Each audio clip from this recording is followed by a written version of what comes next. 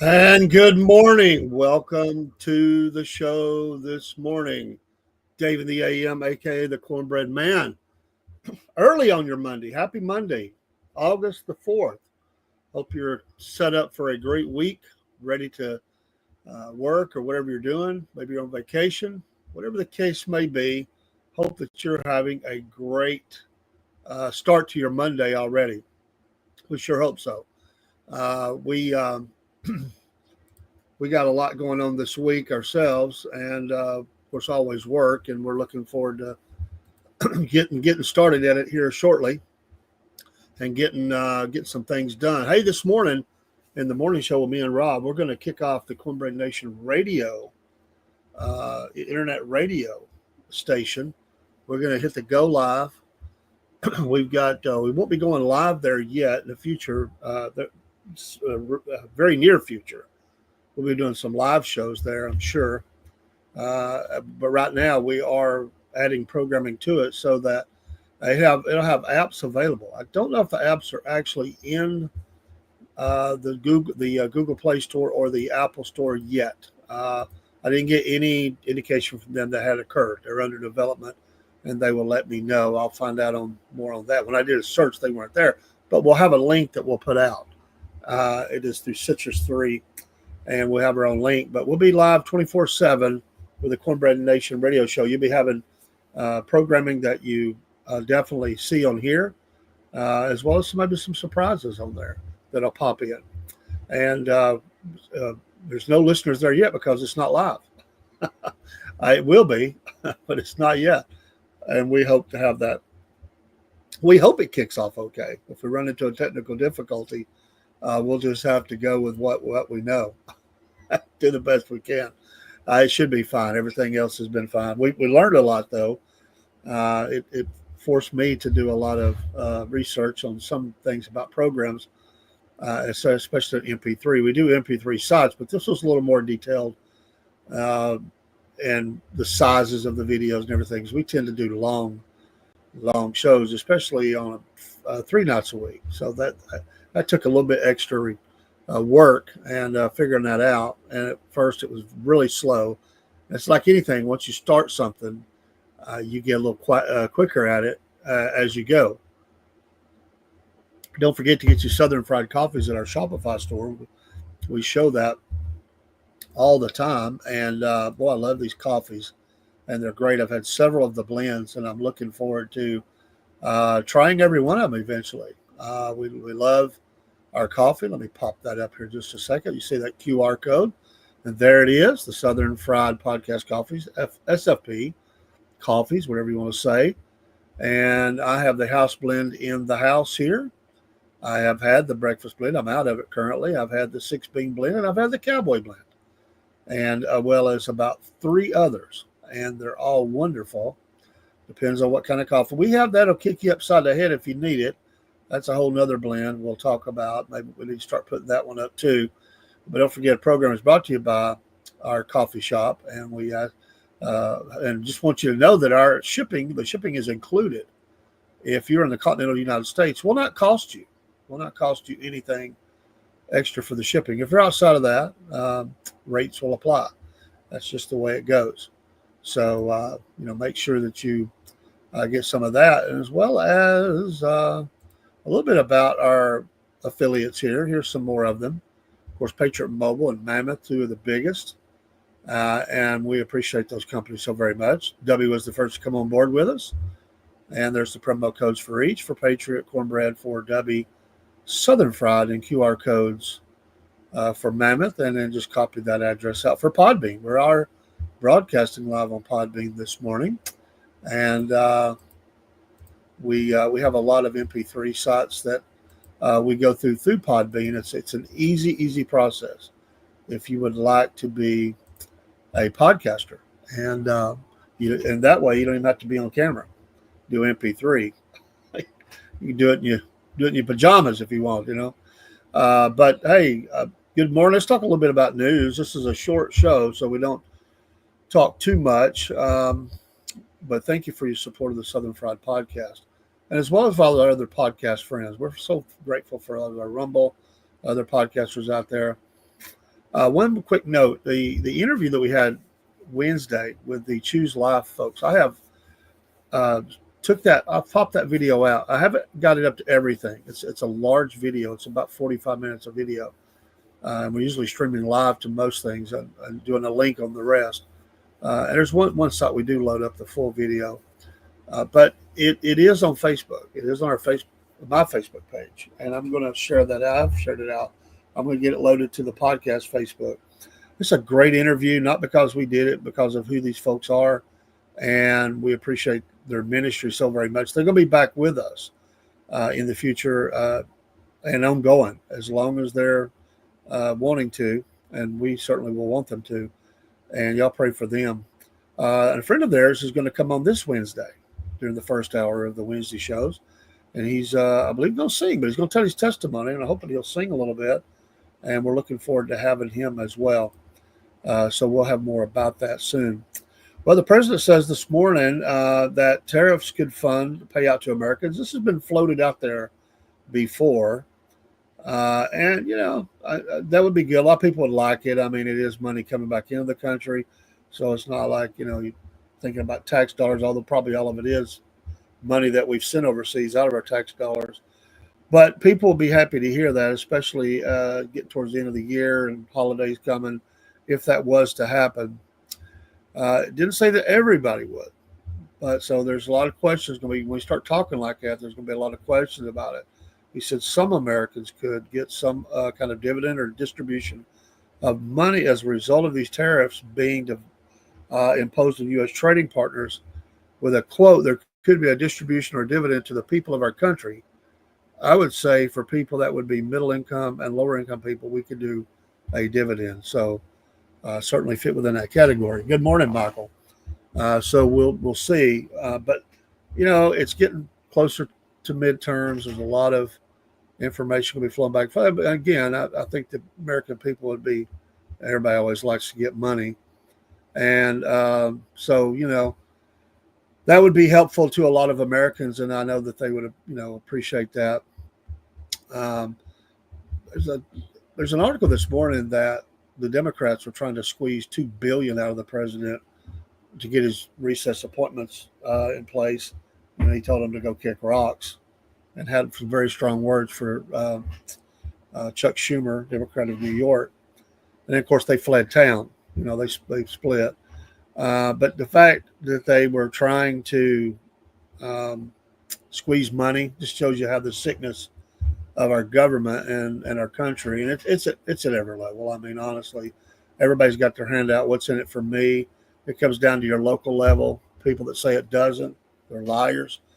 You see people getting enriched. You see people that know when land's going to be bought by the state, or there's going to be a new road or a bypass, or this land that's set forever is fixing to be bought by some huge conglomerate, and they get in on the ground floor because they have inside information. That happens at every level. So, but I think probably I would be safe to say the Democrats are very good and better than most at squeezing money out. And I'm using the word squeezing money out in place of words that are stronger. I'll let them argue that and other people to say those words. Let's just call it the old Potomac two-step. Has been said before. One hand washes the other. And so it's not surprising. It's always disgusting, to be honest, that those kinds of things happen. But, it is frustrating to see our government working like that. And then every country on the planet, on the face of the planet, seemingly doing the same thing. Land for peace, no terrorism for peace, laying down of weapons for, all these things for money. We'll give you peace. We'll lay down our weapons. We'll quit attacking your neighbor. We'll be nice for a little while. And they just keep pouring the money. We keep sending them money. I say cut them off. The heck with them. Michael says as much money as they make in the work they don't get done, we shouldn't pay them for have a month off of pay. Well, I agree. They always vote themselves in raises as well. And, again, it is expensive to live in Washington, very expensive, but none of these yokos are going, they're not begging on the soup line. A lot of times they'll keep their house wherever it's at, and some will make the move there. But a lot of times they have an apartment or maybe a small house or condo, something like that, while the sessions are in. But it's a very expensive place to live, and there are some new senators. For a while, I'm not going to say forever, but for a while, it's a tight squeeze for them. It's very expensive to live there, and for some of these that are going, if they're a freshman senator, representative, or something, they're not starving, but it can be, a push, on that. But within a few years, there's no worry about that anymore. It seems like. I'm not going to say everybody's done that, but certainly there's been many to have a lot of money. Money problems have went away. The kids are in the elite private schools, and and that's not off of that, that money that we pay them. That's deals that have been made. Everybody's looking for their, pound of flesh, and well, they do. Some of them do, and that's the same in Atlanta. And talking to some of the good old boys from outlying areas and stuff, they will go, and sometimes during the session they will stay because, well, and this is what I was told. Of course, you have long days in session. I'm thinking on the state level, which I'm familiar with much more because I've been there and talked to them during the session.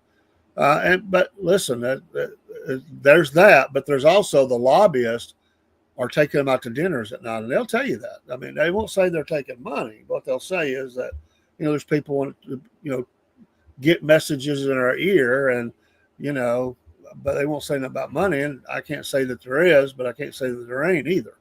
And they will go to these functions in the evening.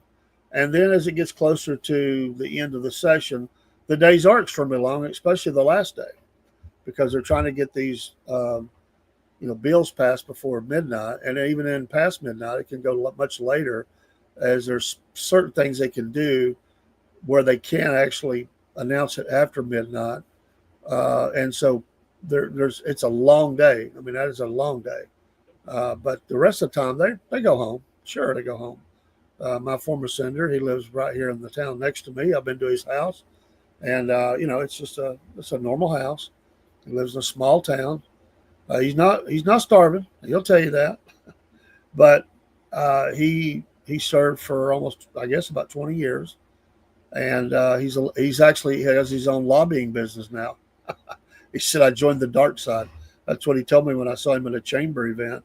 I'm actually going to have him on the program. I want him to come on and talk about the lobbying and kind of both sides of that, because he's been on both sides, and his career. And there's some funny parts to his career. He was involved in a couple of very funny things. It wasn't funny at the time, but people found humor in it when the state wars over water was going on.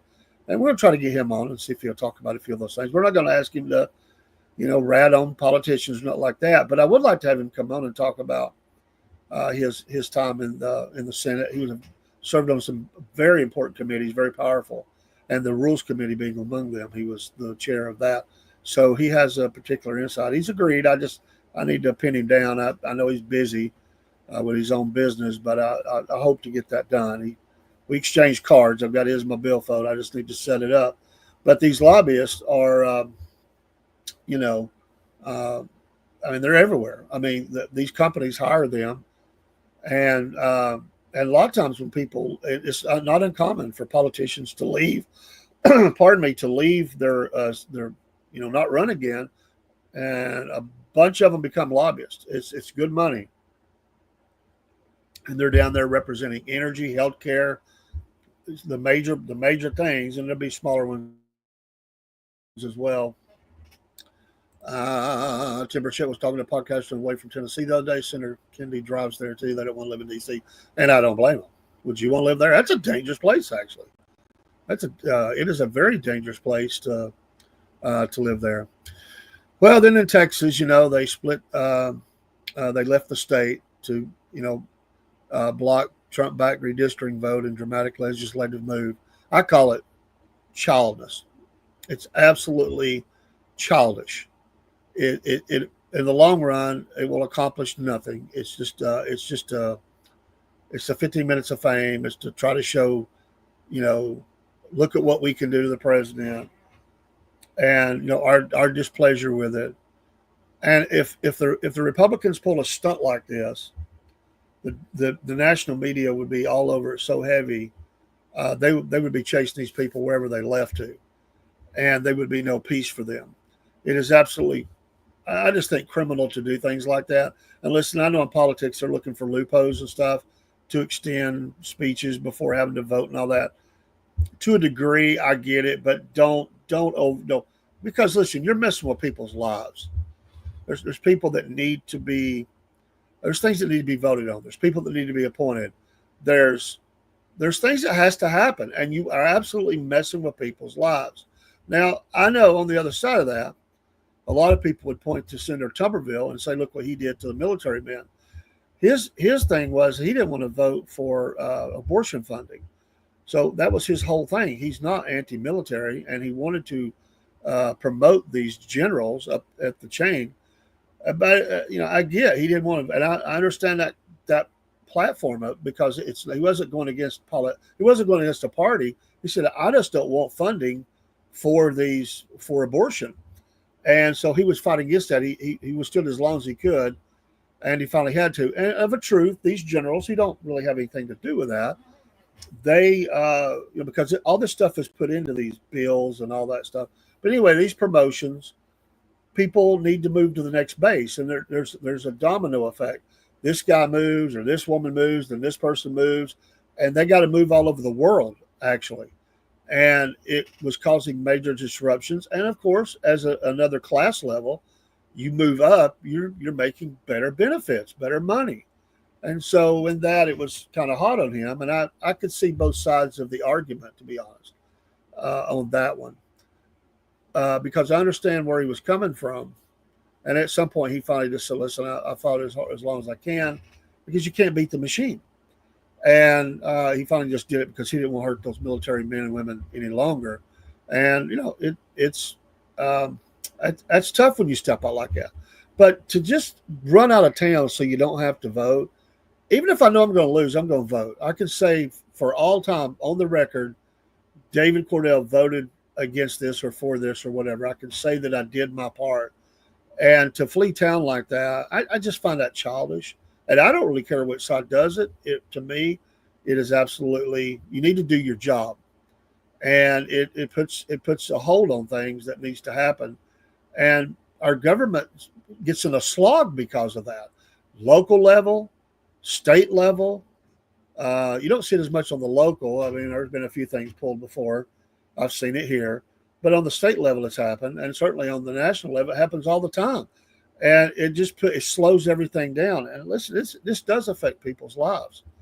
And again, I'm protesting in a way that is not harming people, but you have a job to do. Your job is to vote. And if you don't have the votes, you just don't have the votes. That's just the way it is.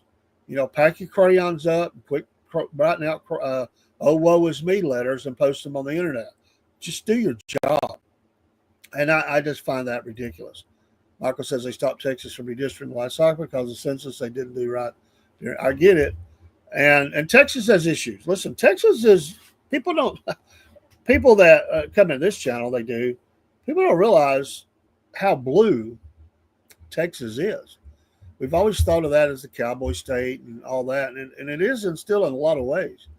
Cattle, big ranches, but these big cities are all blue, and with all the electorate that is changing over time, Texas is turning much more blue, and that's why the Democrats poured so much money into it, and for the guns, trying to stop, change gun laws there, as well as trying to turn that state blue. That's a lot. I mean, you think about it, if the Democrats, which win a lot of times on the presidency based on California, New York, and maybe one other. And if you swing Texas, Republicans would never win again. Hear me on that. If the Democrats had California, Texas, and New York, there would never be another Republican president. It would never happen. And the state of Georgia is very close to turning blue. It's a fight. It's going to be a fight in the midterms. That governor seat is up. There's a lot going to happen on that. A lot of money, millions and millions and millions of dollars pouring into the state for the election and into candidates' pockets and into busing people to the, all to the vote and all the things that comes with that. But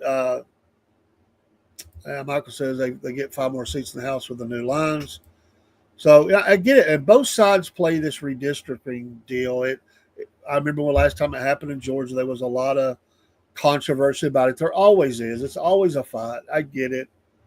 But really, what wins California? It's the cities. I mean, it's if you look at and me and Robert did a deep dive on just different states and looking at county by county and looking at and when you look at it, most of those states in the rural areas are conservative. They vote red, but the cities are all blue, and so those cities get bigger and bigger, and they control the state for everybody. That's why people in the wine country of California voted Devin Nunes in. He was a conservative. Of course, he's working with Truth Social now with the president. But I used to listen to his podcast a lot, and that's what he would say. We get outvoted, but we're not like that down here. He's just a whole different area down here. We're very different from what you'll find in L.A. or San Francisco. It's a very different area, and that's the way it is. You go up to even in Oregon and Washington. You look at those rural areas; they're conservative. It's the cities, and that's what's happening in Georgia. It is the massive size of Atlanta, and you've got Savannah, and you've got Albany. They dominate, and so it takes a lot of North and South Georgia votes to hold the state. A lot, and those margins are narrowing. They're narrowing all the time, and they know that, and they just keep pouring money in, into those areas and working on that as well.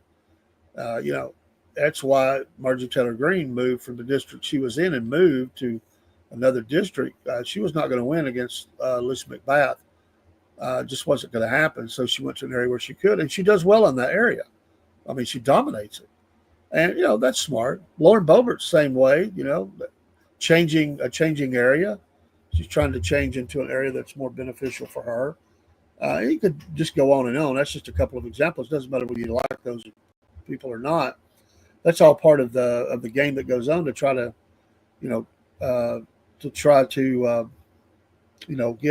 get elected and stay elected. Because once you get elected, your major options, unless you're termed out, run one more time. But a lot of them, they don't have terms, so they stay forever. Well, Kamala Harris is writing a book, or has written a book, and that I just wonder if that's going to be on your Christmas wish list. You could put that on your Amazon list or something. She's writing about the 100 and something days that she was actually running for president as the nominee, and a lot even Democrats are wondering what are you going to talk about, and the Republicans are having a field day with it. The publisher has assured people that they will find lots of areas. Of course, they are lots of areas in the book that's going to be interesting and some behind the scenes look. You're going to be like the fly on the wall to all the things that were going on while that race for president was going on. There may be some sound bites in there. I don't see me buying the book, but there'll probably be some sound bites or some places that'll be highlighted. Because I guess they're doing an audio book as well. I'm not sure, but I know the book's coming.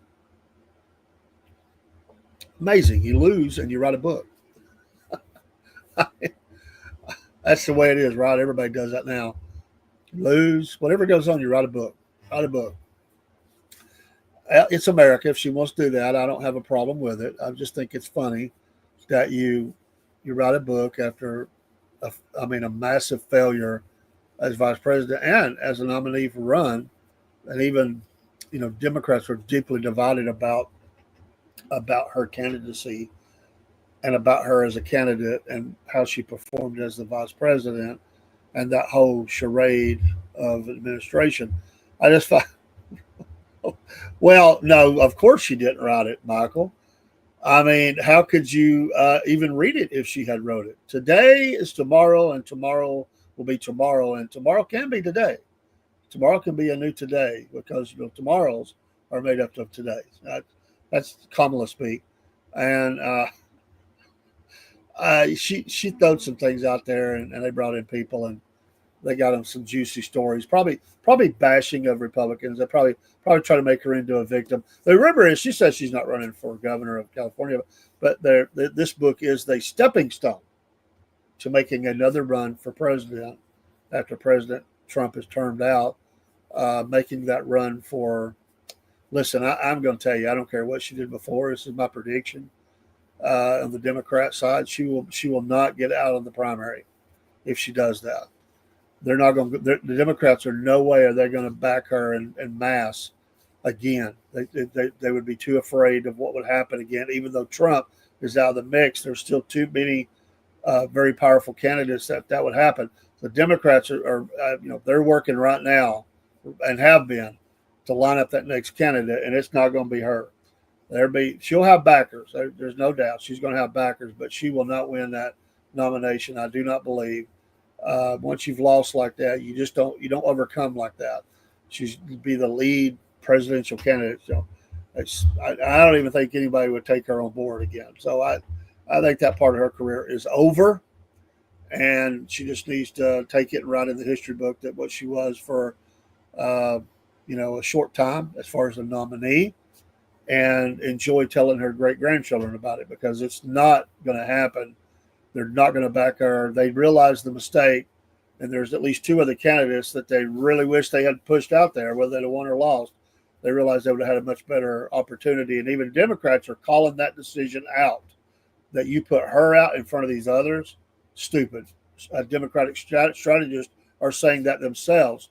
So if that's her book, trying to promote her in a positive light, make her look the victim, or show her how she was fighting for her spot in a man's world, or whatever they're going to do with that book, it's not going to work. She did not metric well within her own party, and that you cannot overcome. So it has nothing to do with the Republicans. It has everything to do with how Democrats would be looking at this race and going, okay, Vance, is DeSantis going to run? There'll be some others that will run, and what will happen with that? It won't. It's not going to be possible. It's not going to be feasible. She may not run, but that is the belief that the book is coming out preparatory to her. The midterms. Sometime after that, obviously, it could be announced. Usually, they wait till about a year in, or a year before. You can do less than that, but sometime around that year before the election, you make your announcement. They all time all that stuff. But this could be you should do a book tour, book signings, do the talk circuit. It'll be interesting to see what comes out of this, what kind of things are in the book. Just for that one part, is it tend to pointing that she's going to be running?